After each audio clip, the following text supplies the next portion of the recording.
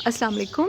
मेरा नाम सना मुनीर है और मैं ज़मीन अंसारी के कहने पर जॉय ऑफ उर्दू घर बैठिए किताबें पढ़िए के लिए फैज़ अहमद फैज़ साहब के मजमूआ कलाम नुस्खा हाय वफ़ा से एक नज़म पढ़ना चाहती हूँ।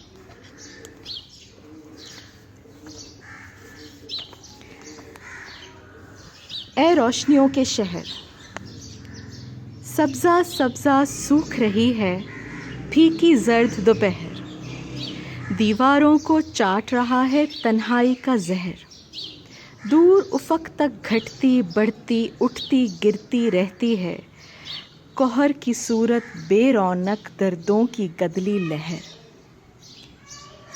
बसता है इस कोहर के पीछे रोशनियों का शहर।